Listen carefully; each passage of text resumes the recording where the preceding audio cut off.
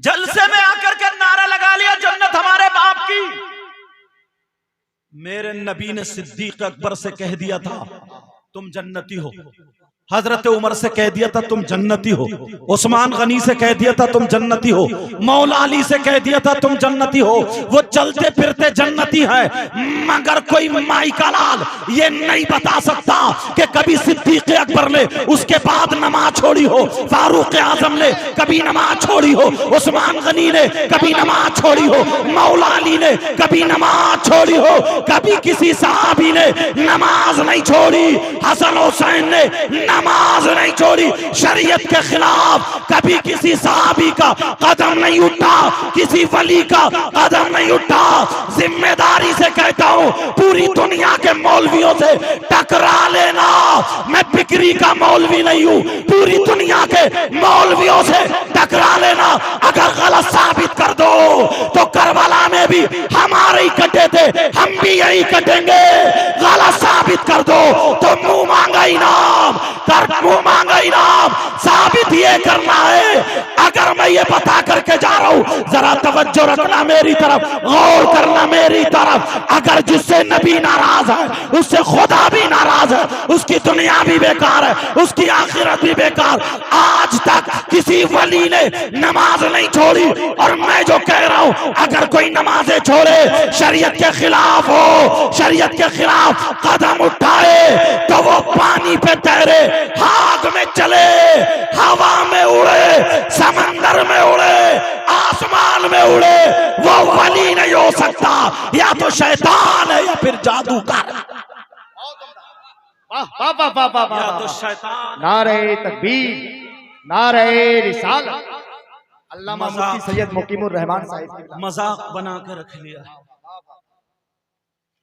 दीन का और इस्लाम का। अल्लाह मेरे नबी फरमाते मेरी उम्मत में 3 किस्म के गुनाहगार ऐसे हैं, अगर वो नमाज पढ़े तो उनकी नमाज कबूल नहीं होती। कभी सोचा कौन सा गुनाह है ऐसा? कभी अंधेरे में सोचा? फरमाते अगर रोजे रखे तो रोजे कबूल नहीं होते, ज़कात दे तो ज़कात कबूल नहीं, अगर हज करे तो हज कबूल नहीं, जलसा करे तो जलसा कबूल नहीं, तकरीर करे तो तकरीर कबूल नहीं, नात पढ़े तो नात कबूल नहीं, नारा लगाए तो नारा कबूल नहीं, कोई इबादत काबिल कबूल नहीं। कितने गुनाहगार है बोलो? 3 किस्म का। अगर इजाजत हो तो खोलूं? कहीं ऐसा तो नहीं है हम भी वही हो, हम नारे लगा रहे हैं और अपने गिरेबान में झांक के देख नहीं रहे? मेरी बात अगर हो तो गलत हो सकती है, इनकी हो तो गलत हो सकती है, मगर नबी की बात गलत नहीं। हदीस भी पढ़ दूं ताकि बात पक्की हो जाए। नबी फरमाते काला काला रसूलुल्लाह सल्लल्लाहु ताला अलैहि वसल्लम, ला यक़बलुल्लाहु अज़्ज़ा वजल सर्फ़न वला अदला, आक़ु व मल्लान व मुकज़्ज़िबुन बिक़द्र। नबी फरमाते हैं मेरी उम्मत के 3 गुनाहगार ऐसे हैं जिनकी कोई इबादत काबिल कबूल नहीं। चाहे वो मौलाना हो, मुफ्ती साहब हो, मैं हूं या आप हो, अगर इस शिकंजे में आ गया तो गया। नबी फरमाते उसकी कोई इबादत, और पूरी दुनिया की बात गलत हो सकती है मगर मेरे नबी की बात गलत नहीं हो सकती। बोलो बोलो, नबी की बात गलत नहीं हो सकती। आप सोच रहे होगे यार कितना बड़ा गुनाहगार ऐसा होगा कि वो गुनाह कर ले, कौन सा गुनाह ऐसा है कि वो गुनाह कर ले फिर नमाज पढ़े तो नमाज कबूल नहीं, रोजा रखे तो रोजा कबूल नहीं, ज़कात दे तो ज़कात कबूल नहीं, हज करे तो हज कबूल। कौन सा ऐसा गुनाह? सोच रहे होगे शराब पीने वाला होगा? नहीं। सोच रहे होगे चोरी करने वाला होगा? नहीं। सोच रहे हो किसी को कत्ल करने वाला होगा? नहीं। फिर कौन सा? कम से कम 20% लोग हम में हैं। कितने % है बोलो? अल्लाह अल्लाह। लेकिन टटोलो तो, ढूंढो तो, तलाशो तो। अब किससे पूछोगे? किसी मौलाना से पूछोगे तो उसकी गलत हो सकती है, मगर नबी से पूछो, आका से पूछो। आका फरमाते नंबर 1 दिल की तख्ती पे नोट करके ले जाना सारे गुनाह एक तरफ, मगर ये गुनाह कभी मत करना। नबी फरमाते हैं नंबर 1 जिसकी नमाजें कबूल नहीं, रोजे कबूल नहीं, कोई चीज कबूल नहीं, नबी फरमाते कौन है वो सुनो, अला कुल वालिदैई, वो कोई और नहीं है, आप समझ रहे होगे पता नहीं कौन सा गुनाहगार है, वो सिर्फ वो है जो अपनी माँ को सताता है, अपने बाप को सताता है, जो माँ बाप का कहना नहीं मानता, जो माँ बाप को तकलीफ देता है।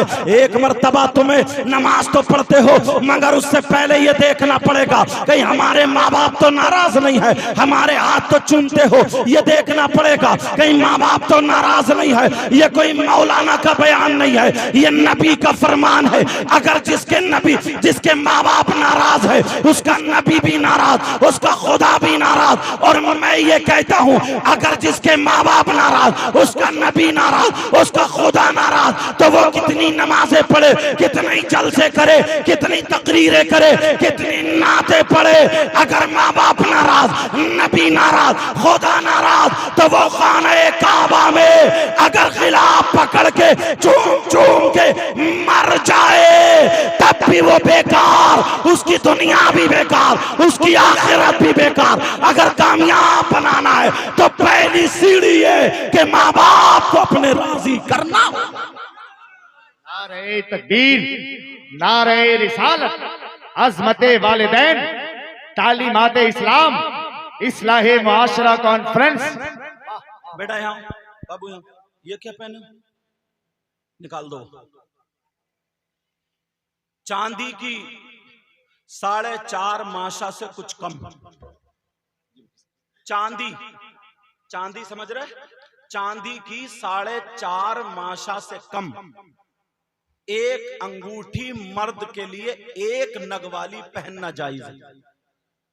मसला सुनो, तवज्जो रखो, एक अंगूठी वो भी चांदी की और 4.5 माशा से कुछ कम मर्द के लिए एक नग वाली एक अंगूठी पहनना जायज है। इसके अलावा किसी भी चीज की अंगूठी या छल्ला पहनना जायज नहीं। मसला समझ गए? और हमारे यहाँ तो पीरी ऐसे कि 10 उंगलियों में 10 अंगूठियां पहने फिर रहा, बाज का नग ही ना होता इतना मोटा मसला। लेकिन मैंने बता दिया, अमल करना ना करना वो आपकी बात। 4.5 माशा से कुछ कम एक अंगूठी चांदी की और वो भी एक नग की मर्द के लिए पहनना जायज है। इसके अलावा ना सोने की, ना गिल्टी की, ना तांबे की और ना लोहे की, ना किसी चीज की, ना छल्ला पहनना जायज है, ना अंगूठी पहनना जायज है। अब मसला ये, वो एक बच्चा आया हमारा, हमें तो ही बताना भाई, अगर हम नहीं बताएंगे तो कौन बताएगा, इसलिए ये आया तो ये काम भी हो गया और उसके जरिए मसला भी आपको मालूम हो गया। नबी ने फरमाया उतलुबुल इल्म मिनल महदी इलल लहद, इल्म हासिल करो माँ की गोद से गोर तक, मरने तक, कब्र तक। नबी ने फरमाया 5 चीजें इबादत में से नंबर 1 किल्लतुत ताम, कम खाना इबादत। नंबर 2 वल फिल मस्जिद, मस्जिद में बैठना इबादत। नंबर 3 वल नज़रु इलल काबा, काबे को देखना इबादत। नंबर 4 वल नज़रु इलल मुसहफ, कुरान पाक को देखना इबादत। नंबर 5 वल नज़रु इलल आलिम, आलिम का दीदार करना इबादत। ये हदीस मैंने इसलिए पढ़ी थी, क्या करना बोलो, आलिम का दीदार करना। और ये मेरी बात नहीं है, नबी की बात है। नबी फरमाते हो इबादत। तुम लोग चाहते हो बहुत सारी नेकियां कमा लें, एक ऑफर दूं तुम्हें, सुनना चाह रहे हो? काम बहुत आसान है, बहुत आसान है, 1 रुपया नहीं लगेगा। अगर कोई 1 क्विंटल सोना अल्लाह की राह में अगर खर्च करे तो कितना सवाब, बहुत ज्यादा। और अगर कोई 1000 क्विंटल अल्लाह की राह में सोना सदका करे तो और ज्यादा सवाब है। मगर 1000 नहीं, हजारों क्विंटल अल्लाह की राह में सोना सदका करने का सवाब मिल जाएगा। पहले ये सुनो, अंबिया और रसूलों के बाद सबसे अफजल आला जात का नाम सैयदना हजरत अबू बकर सिद्दीक रज़ी अल्लाह ताला अन्हु। इनका मामला क्या था? ये जुमे के दिन मस्जिद को अजान से पहले जाते थे और मस्जिद को तैयार कर दिया करते थे, मस्जिद को झाड़ते थे, पोंछते थे, मस्जिद को साफ किया करते थे, मस्जिद की सफे बिछाते थे, मस्जिद को नमाजियों के लिए दुल्हन बना दिया करते थे। सारे नमाजी आकर के बैठते थे। इनका नंबर कभी पहली सफ में, कभी दूसरी, कभी तीसरी, कभी चौथी, पांचवी सफ में। इनका यही मशगला था। लेकिन एक दिन क्या हुआ, एक सहाबी ने आका की बारगाह में अर्ज किया, कहा आका जरा इतना बता दे, सोने आका जरा इतना बता दे, अबू बकर ऐसा क्यों करते हैं? मस्जिद को झाड़ते हैं, पोंछते हैं, कोई हदीस नहीं है, कुरान की आयत नहीं है, मगर ये क्यों साफ करते हैं? इसका मामला क्या है? अबू बकर सिद्दीक के जहन में क्या चल रहा है? तो कयामत तक के मुसलमानों के लिए नबी ने बयान फरमा दिया, चाहे वो अब कहीं का भी हो, लेकिन तुम सुनो, नबी बयान फरमाते हैं, जुमे का दिन है, मिंबर शरीफ पर खड़े हो करके आना के लाल बयान फरमाते हैं, अगर कोई मोमिन बंदा जुमे के दिन मस्जिद को झाड़ेगा, पोंछेगा, साफ करेगा, साफ करने के बाद एक मुट्ठी कूड़ा निकाल करके अगर ये बाहर फेंक देगा तो नबी फरमाते हैं उसे इतना सवाब मिलेगा जितना ओहद पहाड़ की बराबर सोना सदका करने का सवाब मिलता है। याद रखो, पूरी दुनिया गलत हो सकती है मगर नबी का फरमान गलत नहीं हो सकता। नारे तकबीर, नारे रिसालत, माशाअल्लाह, वाह वाह वाह। कभी तुमने इन नौजवानों को बताया कि बेटा ये हमारी कौम के नौजवान हैं, इन्हें तैयार करना चाहिए कि बेटा अजान से आधा घंटा पहले जाके मस्जिद को झाड़ पोंछ के साफ कर दे। पूरी दुनिया गलत हो सकती है मगर नबी का फरमान गलत नहीं हो सकता। पीर का भी फरमान गलत हो सकता, मेरा भी, तुम्हारा भी, मगर आका का फरमान गलत। जा करके मस्जिद को झाड़ दे, पोंछ दे, साफ कर दे, मस्जिदों के नमाजियों के लिए मस्जिद को तैयार कर दे, मगर एक भी नहीं। हालात तो ये, अगर कोई सदर बन गया, कोई सेक्रेटरी बन गया तो मालूम है क्या होता है? जुमे के दिन अगर जाके देखे कहीं जाला लगा तो कमर पे हाथ रख के कहता इमाम साहब क्या तुम्हें ये जाला नहीं दिख रहा? या तो मदरसे के बच्चे साफ करेंगे या मोहद्दिन साहब या इमाम साहब। तुम सदर हो गए, सेक्रेटरी हो गए, तुम्हारा मर्तबा सिद्दीक अकबर से ज्यादा हो गया क्या? उस्मान गनी से ज्यादा हो गया, मौला अली से ज्यादा हो गया, हसन हुसैन से ज्यादा हो गया, गौसे पाक से ज्यादा हो गया, गरीब नवाज से ज्यादा हो गया? अरे मर्तबा तो ऊंचा मस्जिद में झाड़ू लगाने से ही होता है। क्या बात, वाह वाह वाह। झाड़ू लगाने से, मस्जिद में झाड़ू लगाओगे, जितना मस्जिद को साफ करोगे उतना अल्लाह ताला तुम्हारे दिलों को साफ कर देगा। लेकिन अब मैं तुम्हारी तरफ आना चाह रहा हूं, एक हदीस ऐसी पढ़ूंगा कि कलेजा मुंह को आ जाएगा। पहले यह हदीस मेरे नबी सुन लेना जरा तवज्जो से, एक एक बात पॉइंट उठाऊंगा और आप तक पहुंचने की कोशिश करूं। अच्छा, मेरी बोली समझ में आ रही है आपको? मैं बहुत ज्यादा तेज तो नहीं बोल रहा हूं, सबकी समझ में आ रही? अगर आ रही है तो अल्हम्दुलिल्लाह बोलो ताकि सवाब मिले। ठीक है, अल्लाह आपको सलामत रखे। एक मर्तबा ना, लोग जिनके घर में लड़कियां होती थी ना, लड़कियां, तो लोग अपने आप को कमतरी का शिकार हो जाते थे और हकीर समझते थे। जैसे आज भी अगर जिसके घर में 4-5 बेटियां हो, उसके बाप को नींद नहीं आती है कि मैं शादी कैसे करूंगा। बोलो है कि नहीं?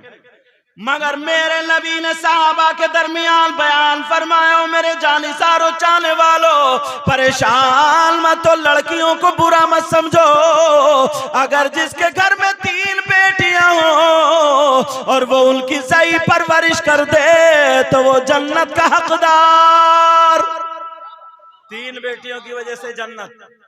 अब फिर एक सहाबी खड़े हुए, आका अगर जिसकी 2 हो तो नबी ने फरमाया उनकी भी सही परवरिश कर दे तब भी जन्नत का हकदार। एक सहाबी खड़े हुए, आका अगर जिसकी 1 हो तो नबी ने फरमाया सही परवरिश कर दे तो वो भी जन्नत का हकदार।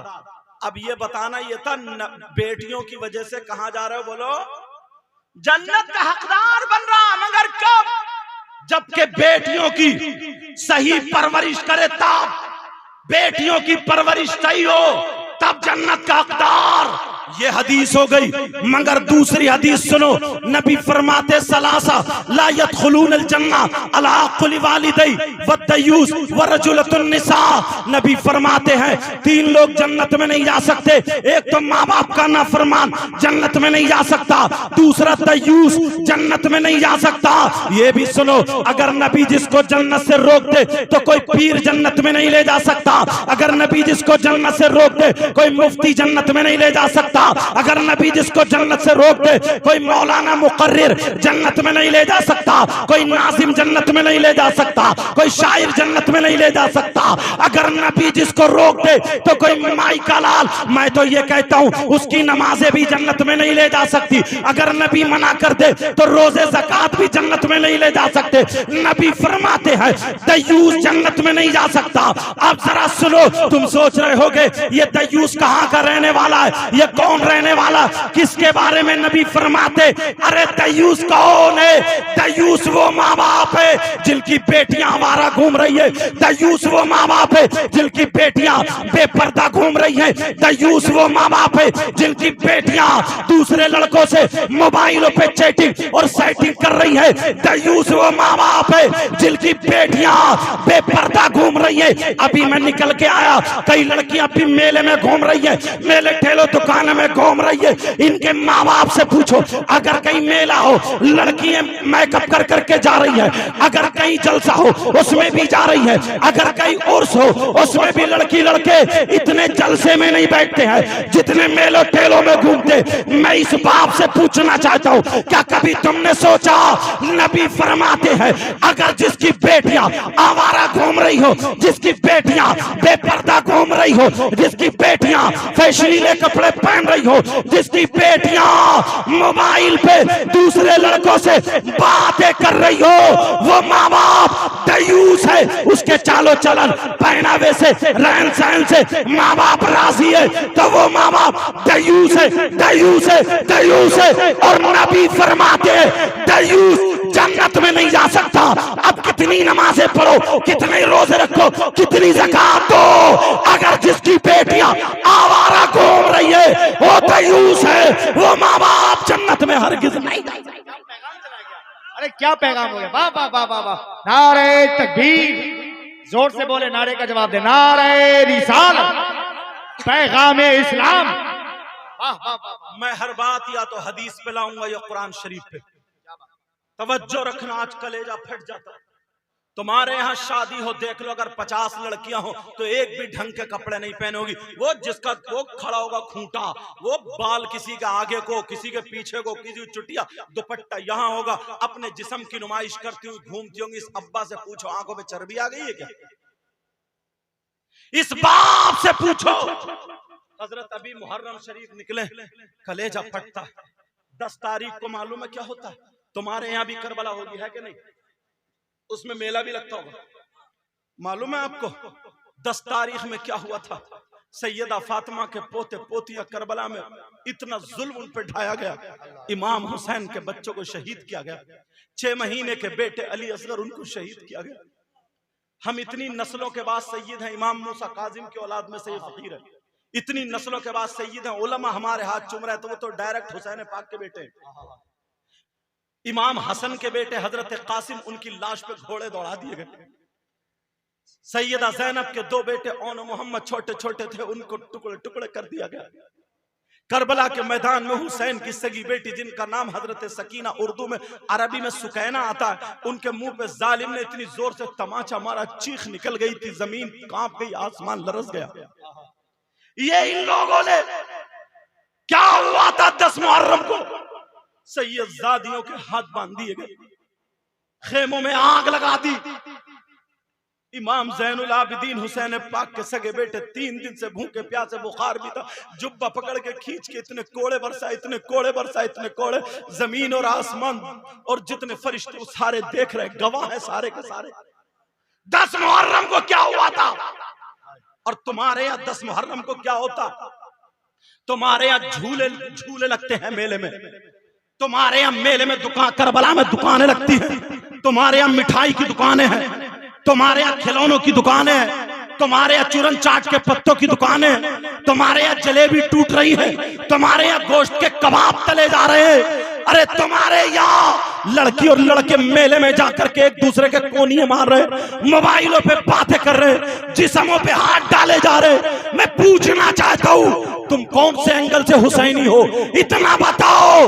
10 तारीख को क्या हुआ था, तुम्हारे यहाँ पर क्या हो रहा? ये लफंगे कुछ गुंडे लड़के तेरी मेरी बहन बेटियों को तकने जाते हैं। मैं पूछना चाहता हूँ क्या इनके घर में इनकी माँ नहीं है, इनके घर में इनकी बहन नहीं है, इनके घर में इनकी भतीजी नहीं है? अगर शर्म है तो अपनी माँ के जाके कपड़े उतार, अपनी खाला से आंखें लड़ा, अपनी बहन के कोनी मार, अपनी भतीजी के धक्का मार। अगर हिम्मत है, जैसे तेरी बहन की इज्जत है वैसे दूसरे की बहन बेटी की इज्जत है। अरे 10 तारीख को क्या हुआ था, वहां से ये शादियों के खेमे में आग लगा दी थी और तुम मस्तियां ले रहे हो, इटखेलियां खेल रहे हो और तुम कहते हो जन्नत हमारे बाप की है, जन्नत में हम जाएंगे। जरा होश में आओ। ये यहूद और नसारा की सोच थी। इन्होंने सोचा 72 करबला में थे, दीन और इस्लाम के झंडे को लहरा दिया। अगर बच्चों को देना पड़ा उन्होंने दे दिया, अपनी जानों को देना पड़ा उन्होंने दे दिया, भूखे प्यासे रहे रह लिए, घर को लुटाना पड़ा लुटा लिया। करबला वालों से कोई नहीं जीत सकता। यहूदियों ने और नसरानियों ने ये मिशन उठाया, मुसलमानों को करबला वालों के रास्ते से हटा दो। अरे आज तो 72 है, जब ये 72 लाख होंगे तो घर घर में इस्लामी झंडा लहरा जाएगा।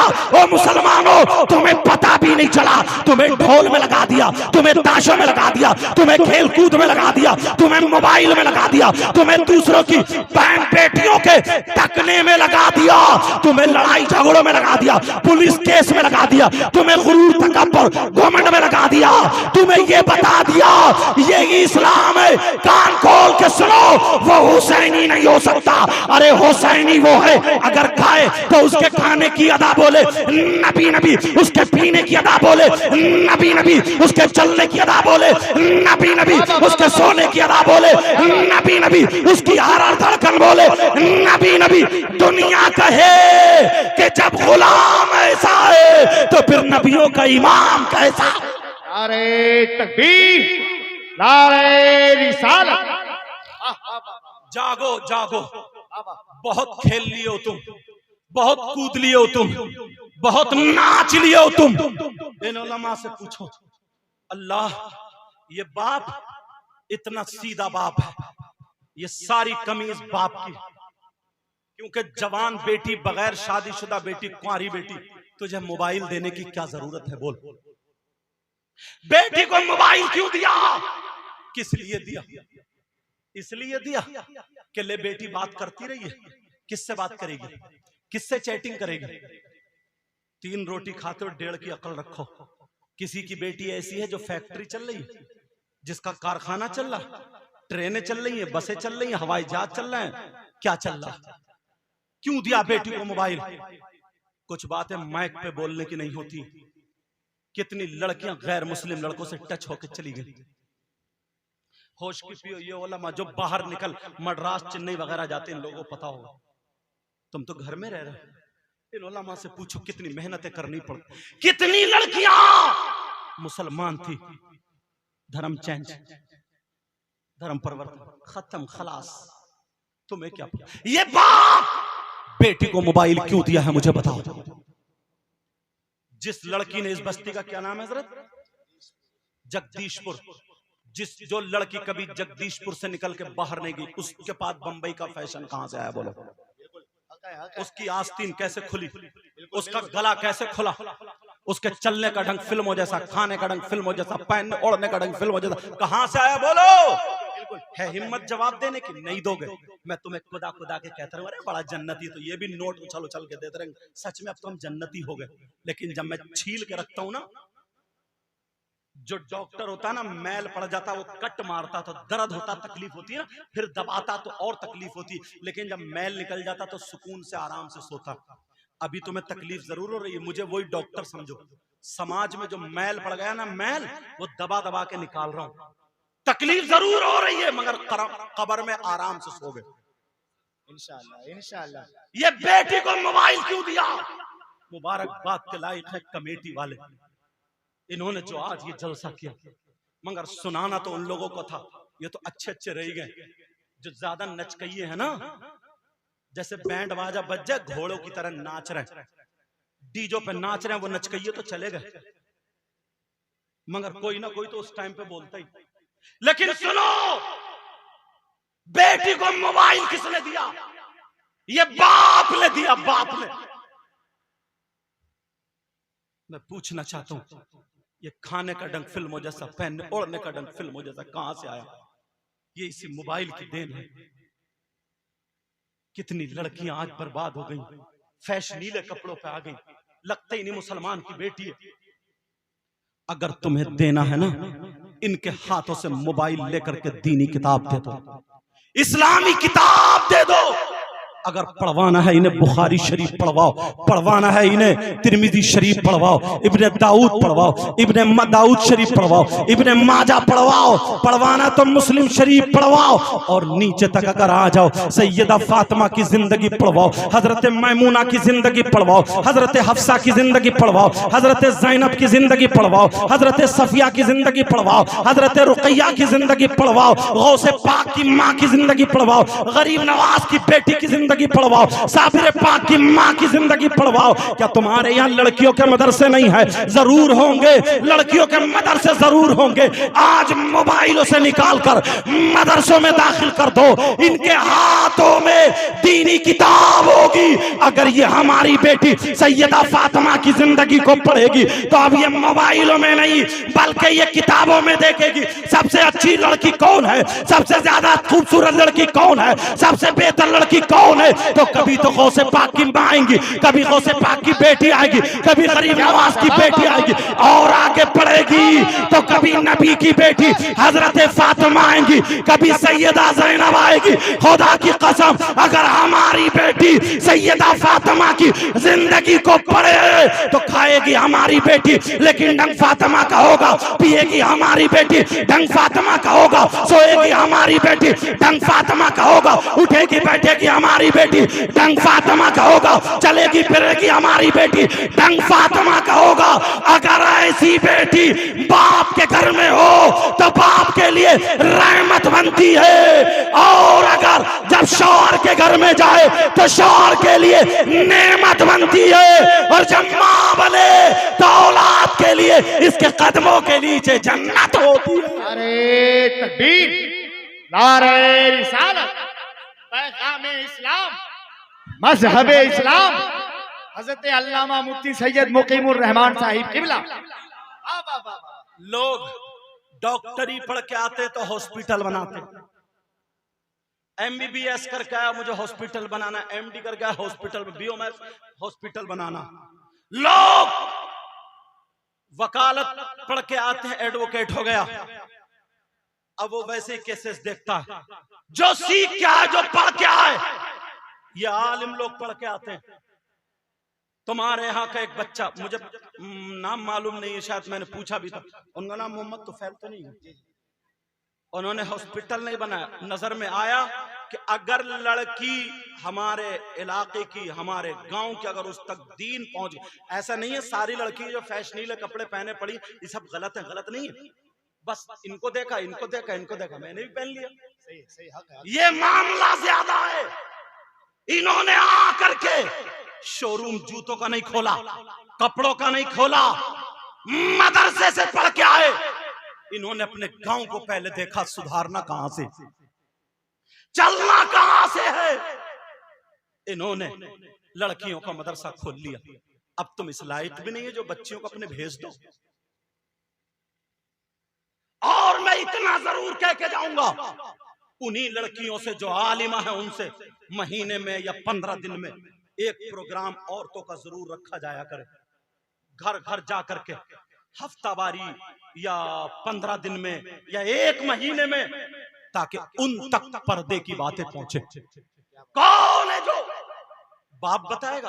बाप आलिम है फिर भी वो मसला बेटी को नहीं बता सकता, बाप मुफ्ती है फिर भी वो मसला बेटी को नहीं बता सकता जो मैं बताऊंगा। बताओ, अगर लड़की बालिग हो जाए तो अब उसे कितने दिनों उसको जब खून आता महीने में नापाक होती है,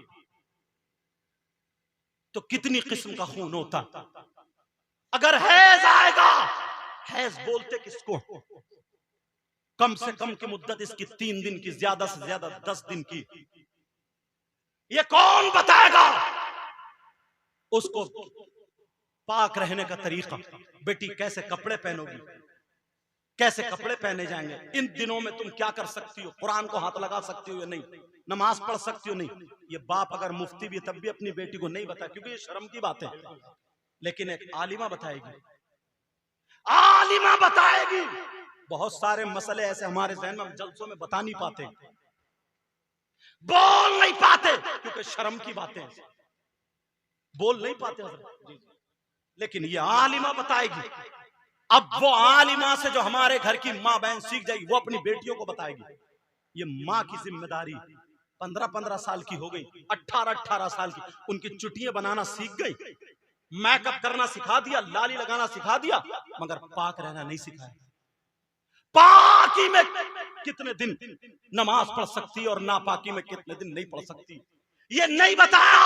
3 दिन से अगर कम आए तो नमाज पढ़ेगी नहीं पढ़ेगी, 10 दिन से ज्यादा अगर खून आए तो नमाज पढ़ेगी, ये नहीं बताया। बस लाली मेकअप ये कौन बताएगा? ये जो अब मदरसे खुल रहे हैं और ये जितने मस्जिदों में पढ़ाते हैं, मदरसों में पढ़ाते हैं, ये कपड़े की दुकान नहीं खोले, ये वो दुकान खोले दीनी और इस्लामी फैक्ट्री, इस्लामी, जहां से हाफिज कुरान बनते थे। और इस मदरसे से मुझे पता चला एक बच्चा हाफिज कुरान हुआ। क्या बात? हाफिज कुरान, एक बच्चा हाफिज कुरान हुआ। अल्हम्दुलिल्लाह, ये तुम्हारे लिए एक प्रोडक्ट हो गया, तुम्हारे लिए एक दरख्त हो गया, तुम्हारे लिए ये एक बैंक में खाता खुल गया। अब जहां जहां ये कुरान सुनाने जाएगा, जहां जहां ये पढ़ने जाएगा, इसे सवाब मिलेगा। तो जिसने इस मदरसे को देखा होगा, जिसने इस मदरसे में मदद की होगी, जिसने इस मदरसे में काम किया होगा, इस बच्चे को जिसने पढ़ाया होगा, पढ़वाया होगा, उन सबको सवाब मिलेगा। जिसने खाना खिलाया होगा, सबको सवाब मिलेगा। लेकिन चलो, अब मैं जो बता रहा था तुम ठंडे ना हो जाओ, कहीं बात निकल ना जाए। बताओ बातें समझ में आ रही है नहीं? दूसरी बात एक और लेके चलता हूं, एक और उठाता हूं। इस वक्त में सिर्फ यही बता सकता हूं, क्योंकि आप लोग 2 तो बजी चुके होंगे। इस वक्त में वैसे नींद का गलबा हो जाता है, आदमी थक भी जाता है, सुनते सुनते भी थक जाता है। मगर मेरी आदत नहीं है कि इतने हाथ उठाओ, इतने कूदो, इतने कूदो नहीं। अल्लाह के वास्ते बस सुन करके अमल करने की जरूर नियत कर लेना, अमल करने की नियत जरूर कर लेना। अब मैं पूछना चाहता हूं, तुमसे एक सवाल करना चाहता हूं, सारे लोग मेरी तरफ को तवज्जो दो। सवाल ये है, बताओ तुमने कोई शख्स ऐसा देखा है, कैसा कि वो बेटा हो, अपनी माँ का लाल हो, अपनी माँ का सपूत हो, जो अपनी माँ का बेटा हो, मगर वो बेटा कैसा हो, जो अपनी माँ पे गलत नजर डालता हो, अपनी माँ के साथ मुंह काला करता हो, अपनी माँ के साथ गलत हरकत करता हो। मेरा इशारा समझ गए होगे, मगर कौन बेटा ऐसा है जो अपनी माँ के साथ जिना करे? अगर तुम्हें कोई ऐसा शख्स मिल जाए, बोलो आज तक तुमने देखा कोई ऐसा? नहीं देखा ना बोलो, नहीं देखा ना बोलो, हाँ या ना बोलो, नहीं देखा ना। अगर तुम्हें मिल जाए तो बोलो उससे दोस्ती करोगे, हाँ या ना करो, ताकि मुझे पता चले। बोलो उससे दोस्ती करोगे? अगर तुम्हें मिल जाए उससे रिश्तेदारी करोगे? अगर तुम्हें मिल जाए उसके गले में हाथ डाल के घूमोगे? अगर तुम्हें मिल जाए उसे क्या एक प्लेट में खिलाओगे? बोलो नहीं खिला सकते। मगर तुम में से अगर कोई हो तो बोलो आज तौबा करोगे?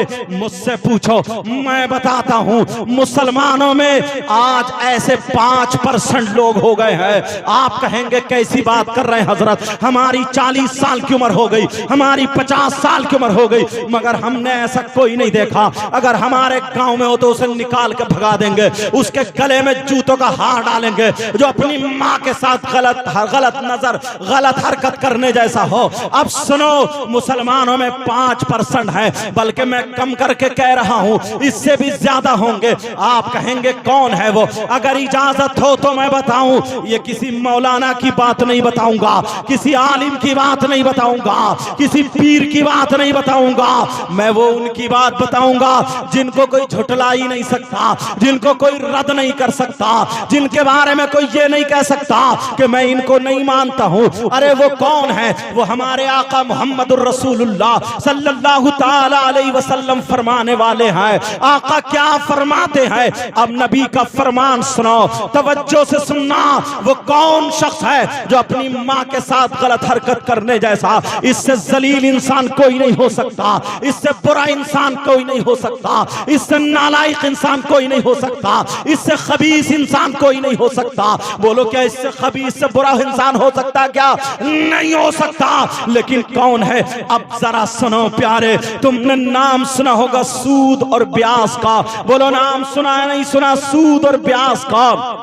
कितने लोग सूद और ब्याज का कारोबार करते हैं? मुसलमानों में सूद और ब्याज का कारोबार करते हैं। तुम्हारे यहाँ जमीन है, काश्तकारी होती होगी, याद रखना जमीन रहन पर रखी जाती है। उसका एक तरीका यह है, अगर किसी ने 2 एकड़ जमीन ली और 2 एकड़ जमीन लेने के बाद 2 साल के लिए 3 साल के लिए 2 लाख रुपए पे ले ली, फिर उसके बाद टाइम पूरा हो गया छोड़ दी, ये भी जायज है। अगर किसी ने ये कहा मैं 10 क्विंटल अनाज दूंगा या 50 क्विंटल, जितने पे तय हो गया तो ये भी जायज है। और अगर किसी ने ये कहा लो 2 लाख रुपए ले लो और जमीन मुझे दे दो, जब पूरे के पूरे तुम मुझे 2 लाख वापस करोगे तब मैं तुम्हारी जमीन छोड़ूंगा, ये नाजायज और हराम है, ये नाजायज और हराम है। इसको तुम क्या बोलते हो खुद समझ लेना। गांवों में कुछ मीटिंगें चल रही हैं, गांवों में कुछ पार्टियां चल रही हैं, गांवों में कुछ चिटे चल रही हैं। बेटा मीटिंग का मामला यह है, मैं तुम्हें समझा दूं तुम खुद समझ जाओगे। 10 लोग इकट्ठे हो जाते, इकट्ठे होने के बाद हर महीने में 10-10 हजार रुपए जमा करते हैं। 10-10 हजार रुपए जमा करने के बाद अब जब 1 महीना होता है तो उसकी बोली लगती है। कोई 90 हजार पे उठा रहा है, कोई 80 हजार पे उठा रहा है, कोई 85 हजार पे उठा रहा है। बोलो ऐसा होता नहीं होता है? उसको क्या बोलते हैं तुम्हारी जबान में मुझे पता नहीं, क्या बोलते हैं यहाँ पर? मेरे यहाँ तो कमेटी, हाँ मेरे यहाँ तो उसको मीटिंग या कमेटी कह लो, चलो कमेटी बोलते हैं। अगर किसी ने कमोबेश के साथ की है तो ये भी नाजायज और हराम है। ऐसा लुकमा खिलाना बच्चों को हराम है। तुम जो 20 हजार बचे या 10 हजार बचे फिर वो 10 बांट लेते हैं। हाँ अगर तुमने 20 लोगों की या 10 लोगों की कमेटी बनाई और कमेटी बनाने के बाद 10-10 हजार जमा किए, 10 लोगों के 1 लाख हो गए। अब पूरे के पूरे 1 लाख इस महीने इन्होंने उठा लिए, अगले महीने इन्होंने उठा लिए, अगले महीने इन्होंने उठा लिए। 1-1 लाख रुपए पूरे के पूरे, 1 रुपया ना कम ना ज्यादा। ये जायज है, ये जायज है, ये जायज है। लेकिन कम में उठाना ये नाजायज और हराम है, समझ रहे? और अगर एक ही महीने में इन्हें भी जरूरत है और इन्हें भी और इन्हें भी, अब तीनों में से एक ही उठा सकता, क्या करे? तो कमोबेश के साथ नहीं उठा सकते। अगर कमोबेश के साथ उठाया तो ये नाजायज और हराम है। और अगर हाँ किसी ने पत्ती डाली, कुरा डाला, कुरा डालो, जिसका नंबर आ जाए वो उठा लो, ये जायज है, जायज। मैं वो तरीके बता रहा हूं जिसमें लोग ज्यादा गिरफ्तार हैं। अब किसी ने, किसी के पास रुपया पैसा है, उसने 10 हजार दे दिए, फसल करो, अपने धान लगाओ, गेहूं लगाओ। जब धान आ गए तो 12 हजार के गेहूं ले लिए या धान ले लिए या मकई ले ली 12 हजार की, पैसे 10 दिए थे लेकिन 12 हजार लिए। ये रुपया सूद पे देना है, ये नाजायज और हराम है। अब सूद और ब्याज का मतलब समझ गए होगे कितने लोग खा रहे हैं। मैंने 5% बताया है, लोग ज्यादा खाते हैं। लेकिन सुनो, नबी से सहाबा ने पूछा आका इतना बताए सूद और ब्याज का गुनाह कितना है? अब नबी फरमाते हैं उसके गुनाह के 70 टुकड़े हैं। एक हदीस में 73 का जिक्र आता है। एक इतना बड़ा हिस्सा, एक इतना बड़ा, इतना बड़ा, इतना बड़ा, इतना बड़ा, इतना बड़ा, 70 हिस्से हैं। यहां से लेकर के इस खंबे से इस खंबे तक 70 हिस्से रख दो। सबसे छोटा वाला इधर, उससे बड़ा उसकी बराबर में, उससे बड़ा, उससे बड़ा, उससे बड़ा, उससे बड़ा, उससे बड़ा, सबसे बड़ा। अब बड़े की तरफ से आओ, सबसे बड़ा, फिर उससे छोटा, उससे छोटा, उससे छोटा, सबसे छोटा।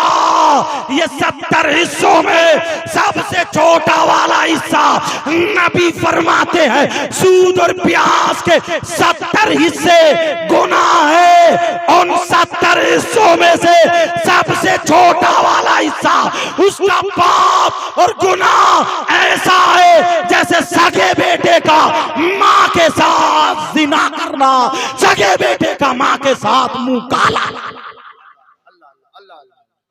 आज के बाद कोई हराम का लुकमा खाएगा बोलो? सारे लोग हाथ उठाओ। इसलिए ये हाथ गवाह बनते हैं, उलमा इसलिए उठा ले ताकि इनके सदके में दुआएं कबूल हो जाएं।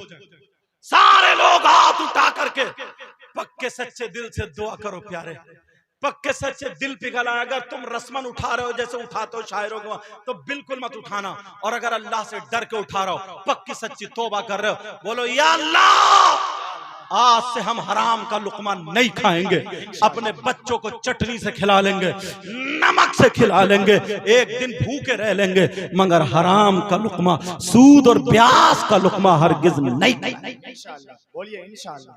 समझ में आ रही है बात? मैं इसलिए हाथ उठाता हूं, अल्लाह बरकत फरमाए। प्यारो, बहुत हमारे गुनाह, बहुत गुनाह, बहुत ज्यादा गुनाह। एक मर्तबा शरीयत मुस्तफा के आईने में जाकर के देखो, तुमने ये जो तौबा की है ना, और मेरी बहनें पर्दे की आड़ में, ऐसा नहीं है कि सारी लड़कियां गलत हैं, बाज ऐसी है ना, उसकी तारीख सुनहरी हरफों से लिखने की। एक लड़की की जिंदगी तुम्हें सुना दूं, बोलो सुनना चाह रहे हो? एक लड़का है, जैसे ये तुम्हारा गांव, खत्म कर दूं या सुना? बोलो। एक लड़का तुम्हारे यहाँ, तुम जैसे तुम्हारी बस्ती ना, ऐसे ही बस्ती थी एक लड़का, इतनी नमाज पढ़ता, इतने रोजे रखता, इतना अच्छा जो दुआ करता कबूल हो जाती, लोग उससे सर पे हाथ रखवा रहे हैं। नौजवान इतना प्यारा, और उसका अंदाज क्या था बताऊं? सुनो भाई, बात मत करो। वो अपने हाथों में आग ले लेता है, उसके हाथ नहीं जलते, मेरा चांद, मेरा चांद, उसके हाथ नहीं जलते, उसके हाथ नहीं जलते, हाथ में आग ले लेता। वो अपने दामन में आग ले लेता, उसका दामन भी नहीं जलता। वो आग पे चलता है, उसके पांव भी नहीं जलते। लोग कह रहे हैं साहब हमारे घर चलो बरकत हो जाएगी, हमारी दुकान पे दुआ कर दो बरकत हो जाएगी, हमारे बच्चे के सर पे हाथ रख दो शिफा मिल जाएगी। वो दुआएं कर रहा, लेकिन एक दिन पुराना उसका दोस्त आ गया, उससे कहने लगा ये बता तूने कौन सा ऐसा अमल किया है, ये बता कौन सा ऐसा काम किया है, तेरे हाथ नहीं जलते, तेरे पांव नहीं जलते, तेरे कपड़े नहीं जलते। ओ मेरी बहनों सुन लो, इस्लामी रिश्ते की शहजादियों सुन लो।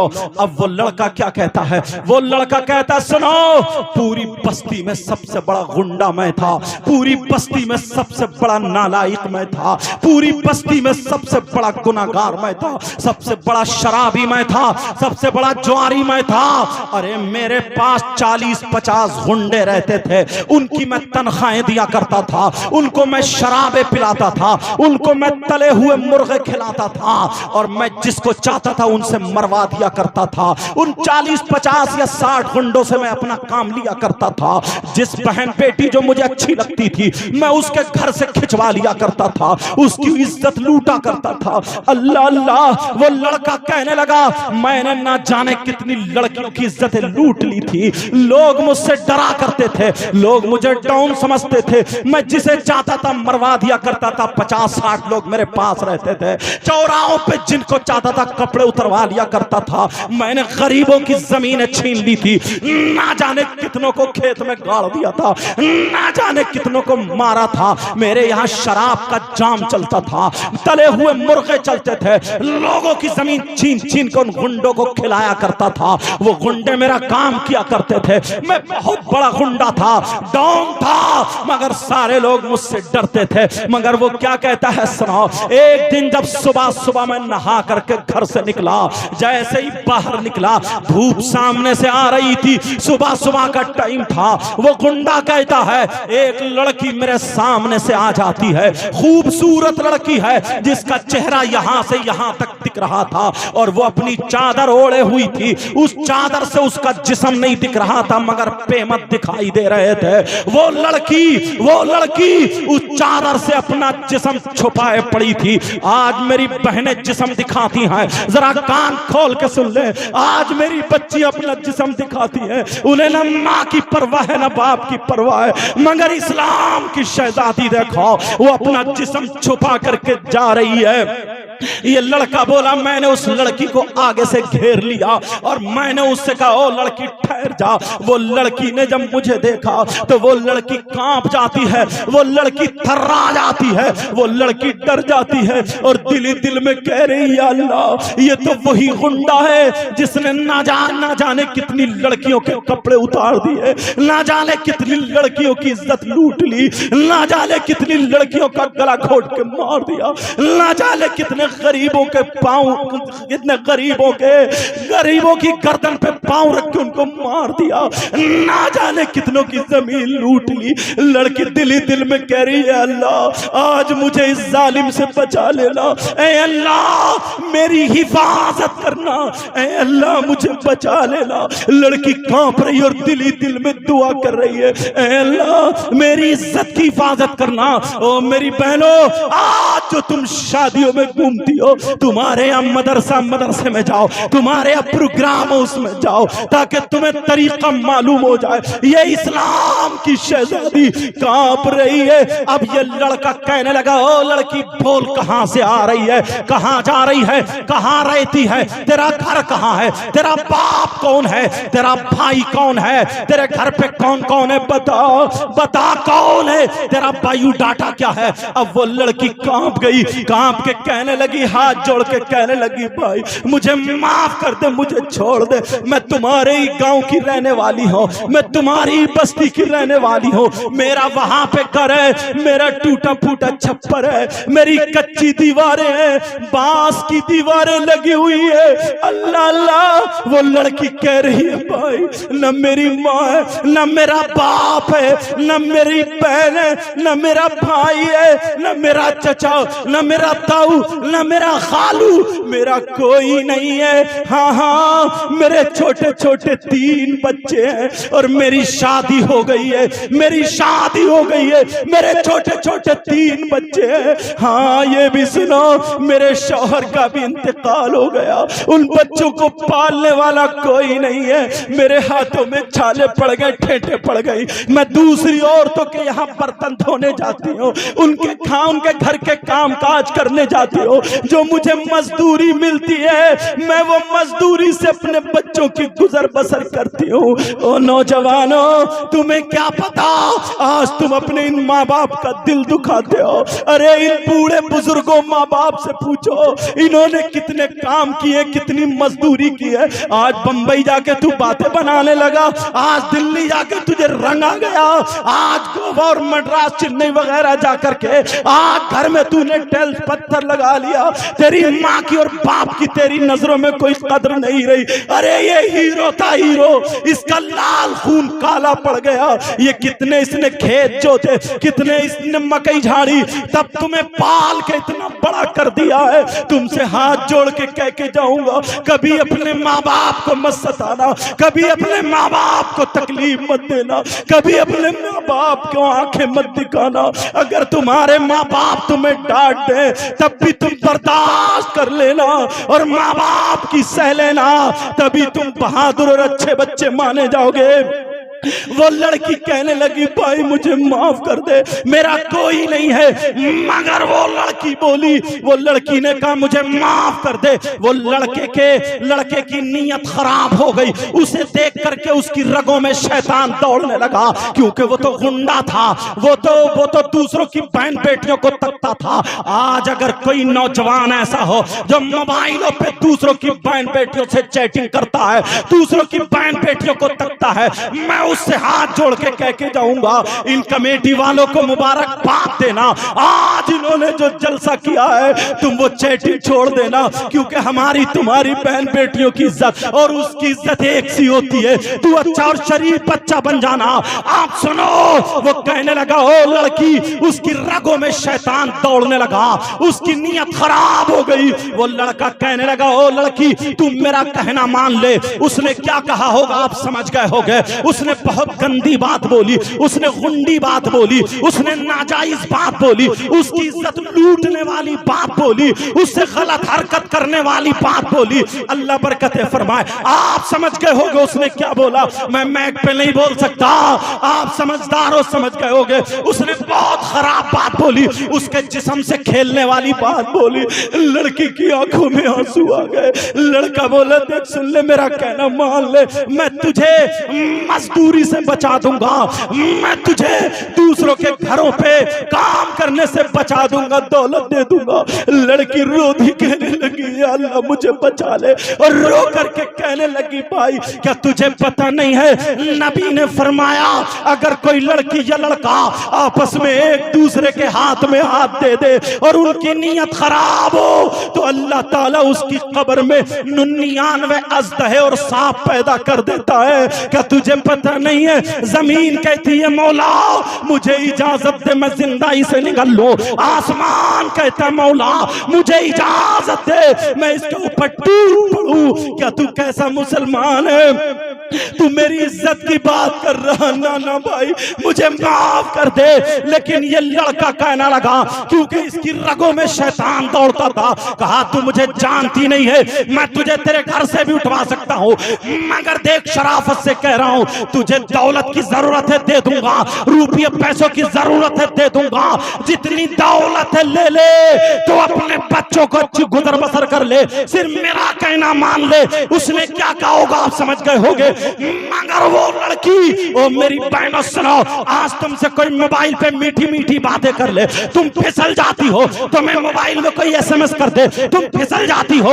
अगर तुम्हारे मोबाइल को कोई रिचार्ज करा दे, तुम फिसल जाती हो। अरे जिस माँ ने तुझे 9 महीने पेट में रखा, जिस माँ ने तुझे दूध पिलाया, उस माँ की गर्दन झुकने मत देना।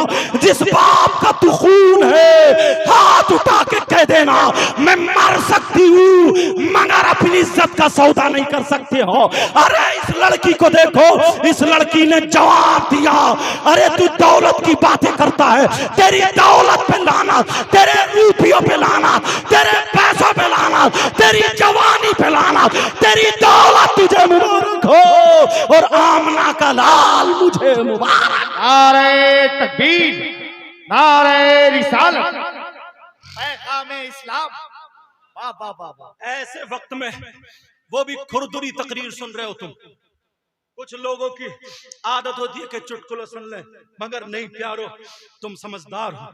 अल्लाह ताला तुम्हें सलामत रखे, अल्लाह अपना करम फरमाए।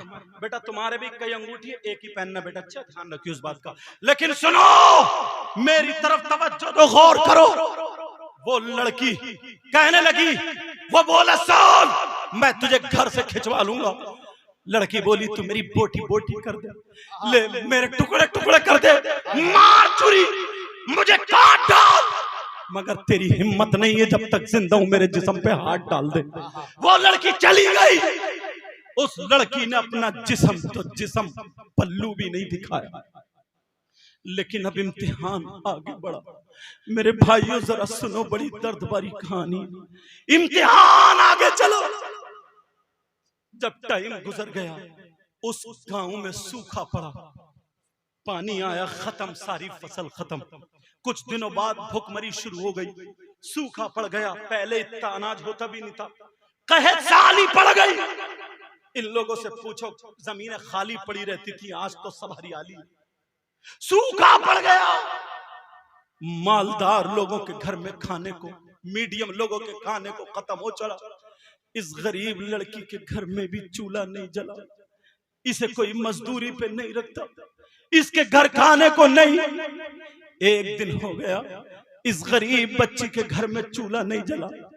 अब तीनों छोटे छोटे बच्चे अपनी माँ के पांव पकड़ के कहने लगे अल्लाह बरकत फरमाए, कहने लगे माँ क्या हमें तुम खाना नहीं खिलाओगी? माँ एक दिन हो गया माँ हमें खाना नहीं खिलाओगी? माँ एक दिन हो गया माँ हमें खाना तो खिला दो।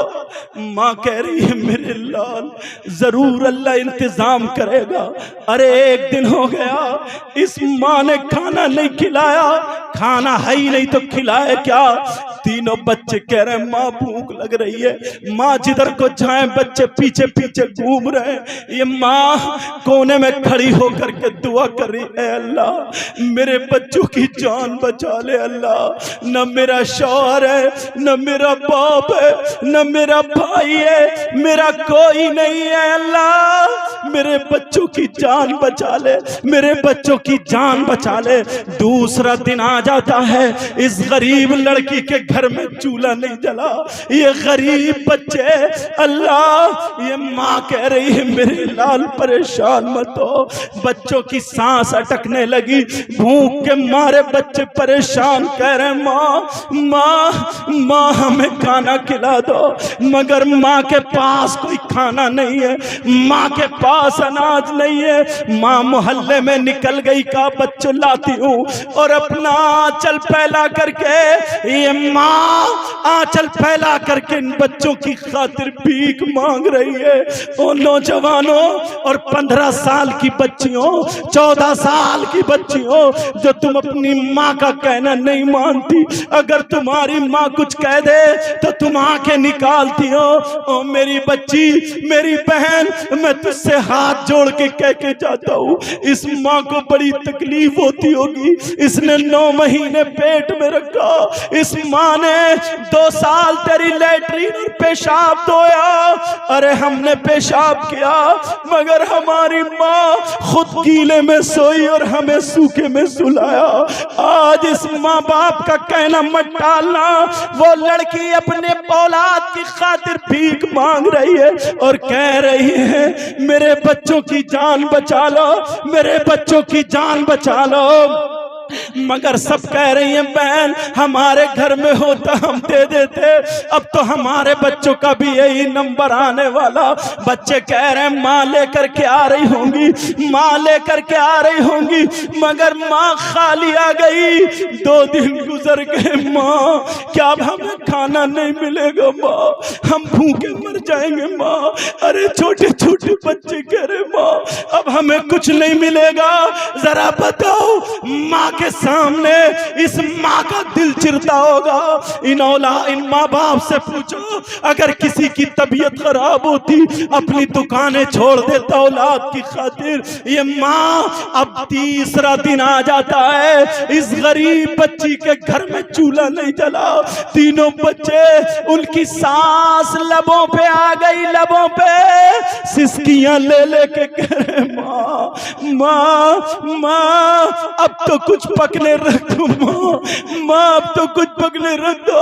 अरे इस माँ का दिल चिर गया। इस माँ ने हांडी ली और आड़ में जाकर के 3 पत्थर उठा करके इस माँ ने हांडी में 3 पत्थर रख दिए और पानी डाल के चूल्हे पे चढ़ा दिया। चूल्हे पे चढ़ाने के बाद कहा बच्चों खाना अब तैयार हो जाए तो तुम्हें खिलाऊंगी। तीनों बच्चे आग जला रहे, कह रहे माँ कितनी देर में बनेगा माँ? अरे माँ कोने में जाकर के दुआएं कर रही है, अल्लाह मैं कितनी बेबस माँ हूँ। अल्लाह तू मुझे इस औलाद के सामने झूठा मत बनने देना। अल्लाह मेरी लाज रख लेना। ये वो लड़की अब जब काफी देर हो गई, बच्चे कहने लगे माँ अब तो खाना बन चुका होगा माँ, अब तो कुछ ना कुछ बन गया होगा माँ, हमें खिला दो माँ। इस लड़की ने कहा अच्छा मैं अभी आती हूँ। इसने जो था वही चादर ओढ़ी, जो बेमद वाली चादर, और मोहल्ले में को निकल गई। समझ रहे बच्चे के सब्जी लेने गई है, मोहल्ले में निकल गई। जब जा करके देखा तो उसी मालदार के घर पे लाइन लगी पड़ी थी, वो जो गुंडा मालदार था उसके घर पे लाइन लगी पड़ी थी। पूछा इसने ये लाइन कैसी है, तो इस लड़की को बताया अगर किसी के पास जमीन है तो वो जमीन रख के अनाज मिल रहा है, अगर किसी के पास सोना चांदी है तो वो सोना चांदी रख के अनाज मिल रहा है। मगर गरीब लड़की की आंखों में आंसू आ गए। अरे जमीन तो जमीन, इसके पास एक टुकड़ा भी नहीं था जमीन का, सोना तो सोना, चांदी का एक छल्ला भी नहीं था। मगर इसने वो चादर ओढ़ी और मर्दों की लाइन में खड़ी हो गई। ओ मेरी बहना सुना, ये मर्दों की लाइन में खड़ी तो जरूर हुई, मगर इसके खड़े होने का अंदाज देखो। तारीख सुनहरे हरफों से लिखती है, ये लड़की ने अपने पूरे जिस्म को छुपा लिया ताकि कोई समझ ना पाए लड़की है या लड़का है, और इस अंदाज में खड़ी हुई। आगे वाले मर्द से एक बालिश्त पीछे खड़ी हुई और पीछे वाले मर्द से एक बालिश्त आगे खड़ी हुई, ताकि ना आगे जिस्म टकराए ना पीछे जिस्म टकराए। इस अंदाज में खड़ी हो गई। दिल में ख्याल आया, तेरे पास जमीन नहीं है क्या करेगी, तेरे पास सोना चांदी नहीं है क्या करेगी। इसने कहा नबी के बच्चों का वास्ता दूंगी, करबला वालों का वास्ता दूंगी, पंजतन पाक का वास्ता दूंगी, हो सकता है इसको रहम आ जाए। अल्लाह अल्लाह। इतने में उस मालदार ने निकल के देखा, देखो कितने लोग हैं। इस मालदार ने पहचान लिया ये वो लड़की वही है, इसकी पेमद वाली चादर वही है। इसने अपने 3 गुंडों को बुलाया और बुलाने के बाद कहा जाओ जाकर के देखो वो लड़का नहीं है लड़की है। चुपके से उसको पकड़ के ले आओ, मेरे कमरे में ले आओ। अल्लाह अल्लाह, तीनों बच्चे उधर मरने के दम पे है, तीनों बच्चे चूल्हा जला रहे, भैया जल्दी बना लो, भैया जल्दी पका, हमारी माँ कुछ लेके आती होगी। और उधर माँ को गुंडों ने पकड़ लिया। कैसा इम्तिहान है। अरे तारीख देखो नौजवानों, आज इन कमेटी वालों को मुबारकबाद देना और ये दुआएं देना, और यहाँ से तुम अमल की नीयत करके जाना। वो लड़की को गुंडों ने पकड़ लिया, तीनों बच्चे चूल्हा जला रहे, हमारी माँ आती होगी माँ।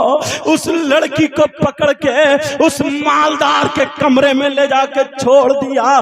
कहा मालदार, बोला कैसी आई है बोल।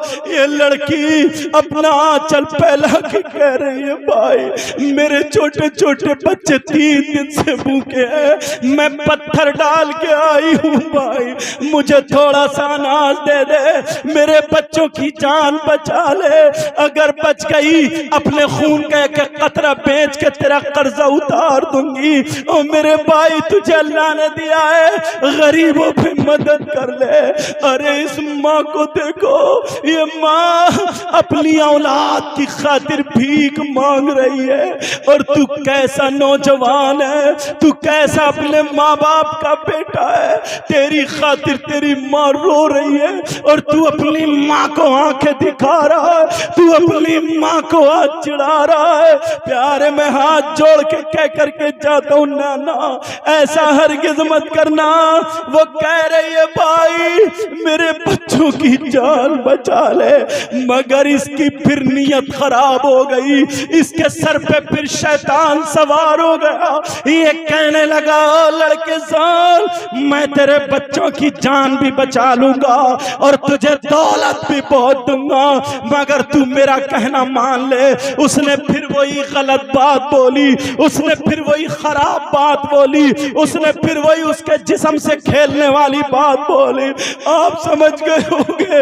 अल्लाह उस लड़की से कहा मैं तुझे दौलत दे दूंगा, मेरा कहना मान ले, तेरे बच्चे बच जाएंगे। ये लड़की जलाल में खड़ी हो गई, खड़ी होकर के कहने लगी सुन अल्लाह ने मुझे 3 बच्चे दिए हैं, अगर 30 देता 30 और वो 30 अगर मेरी गोद में दम तोड़ देते तब भी मैं अपनी इज्जत का सौदा नहीं करती, तब भी मैं अपने दामन पे दाग आने नहीं देती। अरे मैं मर सकती हूँ मगर शरीयत का खून नहीं कर सकती। ओ मेरी बहन जरा देख उस लड़की ने जब जलाल में कहा, इस लड़के को भी जलाल आ गया, इसको गुस्सा आ गया, ये भी खड़ा हुआ, खड़े होकर के उस लड़की को पकड़ के और इतनी जोर से खींच के धक्का मारा, बेचारी चौखट में जाके लगी, उसका सर चौखट में लग गया, लड़की का सर फट गया और खून निकल के बेबे के गर्दन में आके जम गया। 3 दिन से इसने भी कुछ ना खाया था, इसके बच्चों की फिक्र थी, टेंशन थी, बेचारी की आंखों के नीचे अंधेरा आ गया, इसे चक्कर आ गया और लड़की अपने कपड़े संभाल के चौखट पकड़ के सरकते सरकते बैठ गई और कही अल्लाह मेरी हिफाजत करना। लेकिन इस जालिम ने इतनी लाते मारी, इतनी लाते मारी, लड़की चौखट में जा जाके लग रही थी। ओ मेरे भाइयों, ये माँ और बाप अपनी औलाद से बड़ा प्यार करते हैं, इन जैसा प्यार करने वाला तुम्हें नहीं मिल सकता। वो लड़की को इतना मारा, लड़की बेहोश होने के करीब है, उसने अपने 4 गुंडों को बुला करके उनके हवाले कर दिया और कहा सुना, इसको मार मार के इसके घर पे फेंक दो। उस गरीब बच्ची के इधर से धक्का मारा, उधर जाके गिरी, उधर से धक्का मारा, उधर जाकर के गिरी और उसके दरवाजे पे फेंक दिया। बच्चे चूल्हे पे इंतजार कर रहे थे, हमारी माँ आ रही होगी, हमारी माँ इतनी देर हो गई नहीं आई है। जब दरवाजे पे देखा तो कोई पड़ा है, ये माँ जब दरवाजे पे गिरी तो बेहोश हो गई। इस गरीब के सर से कभी चादर नहीं उतरी, मगर अब इसे अपनी चादर का होश नहीं, क्योंकि बेहोश पड़ी है, इसे अपने कपड़ों का पता नहीं, क्योंकि बेहोश पड़ी है। खून निकल के बेबे के जम जाता है। तीनों बच्चों ने देखा ये तो हमारी माँ है, तीनों बच्चे तड़प के माँ के पास आ गए, कहने लगे माँ माँ माँ तुम्हें क्या हुआ, माँ उठो, माँ हमसे बातें करो। अरे तुम्हें क्या पता इस्लाम कैसे हम तक पहुंचा है, तुम जो आज इटकेलियां खेल रहे हो, आज जो तुम मुहर्रम पे या किसी भी तरीके से ढोल ताशे गाजे बाजों में लगे हो, तुम्हें हाथ जोड़ के कह के जाऊंगा, दीन से जुड़ जाओ, दीन से जुड़ जाओ। तीनों बच्चे कहे माँ हमसे बात करो, माँ तुम्हें क्या हो गया माँ। बच्चों ने गले में हाथ डाला, बच्चों की चीख निकल गई, माँ खून है खून। माँ अल्लाह करे माँ आज के बाद हम तुमसे खाना नहीं मांगेंगे माँ। अरे बेचारी को कोई आधा चम्मच पानी पिलाने वाला नहीं, सुबह से दोपहर तक ये माँ बेहोश पड़ी है, बेहोश, कोई पता नहीं। तीनों बच्चे कोई बाल पकड़ रहा, बालों में हाथ डाला, कह मेरी माँ उठ जाओ, कोई गला चूम रहा, माँ उठ जाओ, कोई अपनी माँ के कपड़े संभाल रहा, माँ उठ जाओ। छोटा वाला बेटा आकर के अपनी माँ के सीने पे लेट गया और कहने माँ अब मुझसे सांसें नहीं ली जाती माँ, अब कितनी तकलीफ होती होगी। आज ये 15-15, 14-14 साल की बच्चियां जो मोबाइल चला चला के अपनी माँ को बेइज्जत कर रही, अपने बाप को बेइज्जत कर रही। ओ मेरी बहन तू मदरसे से जुड़ जा और वो कपड़े जिससे तेरा जिस्म दिखे उतार के अच्छे कपड़े पहन ले और उन कपड़ों को चूल्हे में रख दे और दुनिया वालों को बता दे हम फातिमा नहीं बन सकते मगर कनीज़े फातिमा जरूर बन सकते हैं। अल्लाह वो माँ को पता नहीं मेरे बच्चे की साल में, छोटा बच्चा रोते रोते वो भी बेहोश होने के करीब अपनी माँ के सीने पे जैसे दूध पीता बच्चा लेटा, कह रहे माँ माँ हम परेशान नहीं करेंगे माँ, हमसे आखिरी बात कर लो माँ, हमसे सांसें नहीं ली जा रही है माँ, अब क्या करें माँ नहीं उठ रही है। तीनों भाई चिपट गए, भैया हमने अपने बाप को नहीं देखा, हमारे बाप भी हमें छोड़ के चले गए, हमारा कोई नहीं है, माँ थी माँ, माँ भी चली गई, क्या हुआ। तीनों बच्चे मिलकर रोने लगे और रो करके हाथ उठा के अब ये यतीम बच्चे दुआएं कर रहे और कह रहे या अल्लाह या अल्लाह हमारी माँ को जिंदा कर दे। वो समझे पता नहीं दुनिया से चली गई, छोटे बच्चे थे, कह रहे या अल्लाह हमारी माँ को ऐसा कर दे कि हमसे बोलने लगे। ये यतीम बच्चों की पुकार जब अल्लाह ने सुनी, अल्लाह ने कहा फरिश्तों देखो माँ और बच्चों को देखो, माँ और बच्चों को देखो, माँ और बच्चों को देखो। अल्लाह ने कहा बादल को हुक्म देने वाले, बारिश करने वाले फरिश्ते को हुक्म कहा जाओ बादल को ले जाओ और पानी बरसा दो ताकि मेरी बंदी होश में आ जाए। इनके बच्चों के और आंसू नहीं देखे जा रहे, ये यतीम बच्चों के आंसू और नहीं देखे जा रहे। वो बारिश हुई, बादल गिर के आया, बारिश हुई, जब बारिश हुई तीनों बच्चे बैठे भीग गए और जब माँ के चेहरे पे बारिश के कतरे गिरे माँ को होश आ गया, उठ के बैठ गई और तीनों बच्चों को गोद में लेके रोने लगी, कहने लगी या अल्लाह मेरे बच्चों की हिफाजत कर। नारे तकबीर, कब के तैयार हो आप जवाब दे दो। नारे रिसालत, पैगाम इस्लाम, मजहब इस्लाम, कनीज़ाने फातिमा, हज़रत अल्लामा मुफ्ती सैयद मुकीमुर रहमान साहिब। माफ करना टाइम ज्यादा हो गया लेकिन बात ऐसे निकल आई, क्या करूं यार, कभी कभी दिल पिघलता। आज बताओ कैसा माहौल है। मुझे कमेटी वालों के नाम याद नहीं, आजाद भाई क्या नाम उनका, आजाद भाई बड़ी मेहनत है और उनके साथियों ने, गांव के बच्चे ने साथ, हजरत लोगों का अशरफ नवाज नाम बताते रहो, और कारी नसीम रजा साहब, तुफैल साहब और जितने भी उलमा हैं, नाम जरूरी नहीं है, सब जानते, बस अल्लाह ताला दिल के हालात जानता। नौजवानों मेरे पास कुछ और नहीं है, सिर्फ इतना कि तुम्हारे नबी से रिश्ते का एक तागा जुड़ा हुआ। मेरी बहनों तुम आज के बाद ऐसे फैशनीले कपड़े मत पहनना, तुम्हारे यहाँ मदरसा चल रहा है, जाकर के सैयदा फातिमा की जिंदगी पढ़ो। अल्लाह अब वो लड़की तीनों बच्चों को लेके गोद में बैठी, तीनों बच्चों को लेके आ गई, कहा माँ छोटे छोटे बच्चे दुपट्टा उड़ा रहे, माँ तुम्हारे सर से कभी दुपट्टा नहीं उतरा, अच्छी नहीं लग रही माँ, चादर ओढ़ो। यार उस माँ ने चादर ओढ़ा, बस थोड़ी देर और बेटा खत्म कर दूं, मैं बोलूं थोड़ा सा, दिल पिघल गए और इस वक्त की दुआएं काम करती हैं। कहा माँ माँ, तीनों बच्चे एक जबान होके कहने लगे माँ हम एक चीज मांगना चाहते हैं, आज के बाद कुछ नहीं मांगेंगे। माँ बोलो वो अता करोगी ना। अरे माँ क्या नहीं देती है, माँ कहती है मेरे खून मांग लो, मेरे खून का एक कतरा मांगो, गर्दन मांगो, ये तुम्हारी माँ है, तुम्हारी माँ, समझ रहे, और तुम्हारे ये बाप है बाप। कहा माँ एक चीज मांग रहे हैं, आज के बाद नहीं। बोले मांगो, क्या मांग, तो कहा माँ मना तो नहीं करोगी। कहा ना। माँ कहने, बच्चे कहने लगे माँ बस सांसें नहीं ली जाती, तकलीफ होती है, ऐसा करो अपने हाथों से हमारा गला घोट दो, ताकि इसके बाद कभी हम तुमसे खाना ना मांगे।